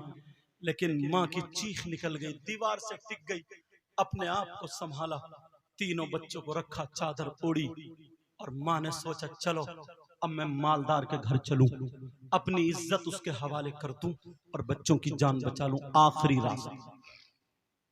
ये माँ चली, ये बात पूरी सुन लेना, माँ चली, तीनों बच्चे कह रहे माँ मत जाओ, तुम बहुत पवित्र हो माँ, बहुत पाक हो माँ, तुम्हारी पाकी की कसम खाते माँ तुम मत जाओ, बहुत पवित्र हो माँ। जब इतना कहा मगर माँ का कदम आगे बढ़ चुका था, छोटे बच्चे को झटका लगा, पीछे गिर गया। माँ ने सोचा अगर मैंने देर कर दी तो ये दोनों भी चले जाएंगे, थोड़ा ही वक्त है। माँ तेजी से जा रही है, मालदार के दरवाजे पर पहुंची, कुंडी पकड़ी, मगर याद आया अरे तू कैसी खातून है, जरा करबला की ज़ैनब को देख ले जिसने अपने बच्चे दे दिए मगर दीन और इस्लाम को बचा लिया। जरा सैयदा फातिमा को देख ले जिनके बच्चों ने कुर्बानी दे दी है मगर दीन और इस्लाम को बचा लिया। उम्मे रुबाब को देख ले, अपने बच्चों को दे दिया, नाना का दीन बचा लिया। शहरबानों को देख ले, बच्चों को दे दिया मगर दीन बचा लिया। वो सैयदजादियों को देख ले, कुर्बानी दे दी मगर दीन बचा लिया। और तू दीन की खातिर, तू अपने बच्चों की खातिर दीन को दाग दाग करने जा रही है, दीन को डुबोने जा रही है, दामन पे दाग लगाने जा रही है। तू करबला वालियों को क्या जवाब देगी, सैयदा फातिमा को क्या जवाब देगी? उसके दिल की दुनिया पलट गई। नहीं नहीं अभी कदम नहीं उठाऊंगी, मरने दो, बच्चे मर जाएंगे। इतने में कुंडी खुली, लड़की नीचे गिरी, दरवाजा खुल गया, सामने मालदार था। वो कहने लगा बोल कैसी आई है, बोल। मैंने कहा था तू आएगी, देखा गई, तेरे दिमाग में आ गया होगा। अरे अभी तू मेरे पास मत आ, जब तू अच्छी हो जा, ठीक हो जा, खा ले पी ले, मोटी ताजी हो जाना, बाद में मेरे पास आ जाना। जब इतना कहा तो वो लड़की बोली सुन, मेरी नीयत तो, मेरा कदम तो मेरा बहक चुका था मगर मुझको मेरी फातिमा ने बचा लिया। मेरा कदम गलत उठ चुका था मगर मुझे फातिमा ने बचा लिया। वो लड़का कहने लगा कौन फातिमा? कहा तू नहीं जानता? अगर हंसा तू नहीं जानता, अरे वो हुसैन जो सैयदों की दादी है वो फातिमा। कहा वो हुसैन जिसकी माँ को फातिमा कहा जाता है वो फातिमा। अरे तू नहीं जानता इमाम हसन की माँ फातिमा? तू नहीं जानता जन्नती जवान, जन्नती औरतों की सरदारा फातिमा? तू नहीं जानता नबी की बेटी है फातिमा? तू नहीं जानता? अरे वो फातिमा जिसकी सीरत का जवाब नहीं, जिसकी सूरत का जवाब नहीं, जिसकी गुफ्तार का जवाब नहीं, जिसकी रफ्तार का जवाब नहीं, जिसके किरदार का जवाब नहीं, जिसकी सूरत का जवाब नहीं। तभी तो बरेली के इमाम अल्लामातुज़्ज़मान, फरीदुल आबान, मुल्हिदुन नज़ारे, सैयद अदनान, शेख इमाम अहमद रज़ा खान बरेली की टूटी हुई चटाई पे बैठकर इश्क मोहब्बत के समंदर में गोता लगा करके, कलम उठा करके, अच्छे रजा, प्यारे रजा, हम सब के बरेली के इमाम अहमद रजा यूं कहते हैं या रसूल अल्लाह तेरी नस्ल पाक में है बच्चा बच्चा नूर का, तू है अहले नूर, तेरा सब घराना नूर का। नारे तकबीर, नारे रिसालत, मसल के आला हजरत। मैं खत्म की तरफ आ रहा हूं, बच्चे की दस्तार होनी है, लेकिन सुनो। अब वो लड़की ने कहा सुन, तू अल्लाह से तौबा कर ले, अल्लाह रहमान और रहीम है, करीम है, गफ्फार है, सत्तार है, तव्वाबुन हकीम है, तौबा कर ले। अल्लाह तेरे समंदर के झागों की बराबर गुनाह हो और अल्लाह की रहमत का एक कतरा गिर जाए, सारे गुनाह साफ। मायूस मत हो, ला तक़नतु मिन रहमतिल्लाह, अल्लाह की रहमत से मायूस मत हो, वो तेरे गुनाह माफ हो जाएंगे, लेकिन पक्की सच्ची तौबा कर ले। लड़की ये कह करके चली आई, तीनों बच्चों को गोद में बिठा करके मौत का इंतजार कर रही थी। इतने में उस लड़के की दिल की दुनिया पलट जाती है, उसको झटका लगता है और वो कहता है यार ये लड़की कितनी मजबूत है, इसके बच्चे जा रहे हैं मगर इज्जत पे हाथ डालने नहीं दिया, इसकी जान जा रही है मगर इज्जत पे हाथ डालने नहीं दिया, इसको मारा गया मगर इज्जत पे हाथ डालने नहीं दिया गया, इसके कपड़े फाड़ दिए गए मगर इज्जत पे हाथ डालने नहीं दिया, इसको भूखा रखा मगर फिर भी इसने इज्जत पे हाथ डालने नहीं दिया। कितनी मजबूत लड़की है, इज्जत और ईमान की। चलो उसके दिल की दुनिया पलट गई, इसने कहा तौबा कर लो। लड़के ने पक्की सच्ची तौबा कर ली, मौला आज के बाद शराब नहीं पीऊंगा, आज के बाद गुंडों के साथ नहीं रखूंगा ना रहूंगा, आज के बाद सारे गुनाहों से तौबा करता हूं। और इसने जल्दी से तौबा करके अपने आदमियों को बुलाया, कहा जल्दी से अनाज ले लो, माल ले लो। और अनाज और माल लेकर के उस गरीब लड़की के घर पहुंच जाते हैं। गरीब लड़की के जब अंदर गए तो लड़की समझी कि ये गलत इरादे से आया है, लड़की गलत समझी कि ये इसकी नीयत गलत है। लड़की ने छुरी उठाई, बच्चों की गर्दन के करीब कर दी, कहा जान से मार दूंगी, बच्चों को खुद भी मर जाऊंगी, मगर इज्जत पे आंच आने नहीं दूंगी, दामन पे दाग आने नहीं दूंगी, वरना वहीं पे खड़ा रहना। जब इतना कहा तो ये लड़का रो दिया, इसकी आंखों में आंसू आ गए और आने के बाद कहा, रे बहन तेरी जिंदगी देख के मेरी जिंदगी पलट गई है। तूने कहा था ना अल्लाह रहमान और रहीम है, अल्लाह करीम है, अल्लाह गफूर रहीम है, अल्लाह गफ्फार है, अल्लाह तव्वाबुल हकीम है, अल्लाह अला कुल्ली शैइन कदीर है। तूने तो ही कहा था अल्लाह गुनाह माफ कर देने वाला है। ले मैंने पक्की सच्ची तौबा कर ली है, तेरे कहने से तौबा की है, तुझे देख करके तौबा की है। आज के बाद तू अकेली नहीं है, तू मेरी बहन है, मैं तेरा भाई हूँ, तू गलत इरादे से नहीं, आज के बाद कोई भी गलत काम नहीं करूंगा। ले जल्दी से अनाज ले ले, बचा ले, पका ले और बच्चों को खिला करके इन्हें बचा ले। जब इतना कहा लड़की जल्दी उठी और पकाया, बनाया, खिलाया। खिलाने के बाद लड़के फूल की तरह खिल जाते हैं और खिलने के बाद ये लड़की रो रो कर कब दुआ करती है, ऐ अल्लाह तुझे तेरे महबूब का वास्ता, तुझे करबला वालों का वास्ता, अल्लाह तुझे पंजतन पाक का वास्ता, मौला मैंने तेरी रहमत पे भरोसा करके कह दिया था, ऐ अल्लाह तू इसके गुनाह माफ कर दे, ये मेरा भाई है, आज के बाद इस पे दुनिया की आग और जहन्नम की आग हराम फरमा दे। जब इतना कहा और लड़की सजदे में जाकर के कहने लगी, मौला यहां तक लाना मेरा काम था और आगे बढ़ाना तेरा काम है। अरे माशाअल्लाह, अल्लाह बरकत अता फरमाए। वो लड़की की दुआ कबूल हो गई। सुनो ये लड़का कौन है, ये लड़का कौन है, कौन है? ये लड़का वही है जो हाथ में आग ले लेता तो हाथ नहीं जलते। ये लड़का वही है जो दामन में आग ले लेता तो दामन नहीं जलता, जो आग पे चलता है तो पांव नहीं जलते। क्यों? क्या था, क्या होगा? सिर्फ तौबा करने की बिना पर उसने सैयदों का वास्ता दिया था, करबला वालों का वास्ता दिया था। आज एक गुनाहगार यहां भी बैठा है, तुमसे पक्की सच्ची तौबा कराना चाहता है। बोलो राजी हो? जबरदस्ती नहीं, बिल्कुल ईमानदारी से। अगर पक्की सच्ची तौबा करना चाहते हो तो आखिरी मर्तबा हाथ उठा लो, लेकिन पक्के सच्चे दिल से। उलमा इसलिए उठाएं ताकि इनके सदक़े में दुआएं कबूल हो जाए। दिल पिघला है इसलिए बोले, या अल्लाह मेरी बहनें पर्दे की आड़ में रहे और वो भी तौबा करे, दुआ करे, या अल्लाह हम अपने गुनाहों से तौबा करते हैं, मौला हमारे गुनाहों को माफ फरमा दे। आज के बाद माँ बाप की नाफरमानी नहीं करेंगे, आज के बाद नमाजों को नहीं छोड़ेंगे, आज के बाद किसी की बहन बेटी को नहीं थकेंगे, आज के बाद शराबें नहीं पिएंगे, जुआ सट्टा और सूद वगैरह हर बुरी चीज से बचते रहेंगे। बोलो इंशाअल्लाह, इंशाअल्लाह, इंशाअल्लाह। रख लो, ऐ अल्लाह तुझे तेरे महबूब का वास्ता, करबला वालों का वास्ता, पंजतन पाक का वास्ता, नबी की औलाद का वास्ता, मौला मौला परवरदिगार मैंने तेरी रहमत पे भरोसा करके इनके हाथ उठवा के तौबा करा दिए। अल्लाह इनके गुनाहों को माफ फरमा दे। यहाँ तक लाना मेरा काम था, आगे बढ़ाना तेरा काम है। मैंने पढ़ी थी हदीस, टाइम थोड़ा ज्यादा हो गया, माफ कर देना मुझे। मैंने हदीस पढ़ी थी, नबी फरमाते हैं 3 लोग ऐसे हैं जिनकी कोई इबादत काबिल कबूल नहीं। नंबर 1 माँ बाप का नाफरमान, दूसरा वमन्नान एहसान करके एहसान जताने वाला, तीसरा व मुकज़्ज़िबुम बिक़द्र तकदीर को झुठलाने वाला। दूसरी हदीस पढ़ी थी 3 लोग जन्नत में नहीं जाएंगे, एक माँ बाप का नाफरमान, दूसरा दयूस मैंने बताई दिया, तीसरा व रजुलतुन निसा वो लड़के जो लड़कियों जैसी वज़ाक़ता बनाते, वो लड़कियां जो लड़कों जैसी वज़ाक़ता बनाते हैं। मैंने कुरान की आयत पढ़ी थी, बिस्मिल्लाहिर्रहमानिर्रहीम, अल्लाह के नाम से शुरू जो बड़ा मेहरबान निहायत रहम वाला।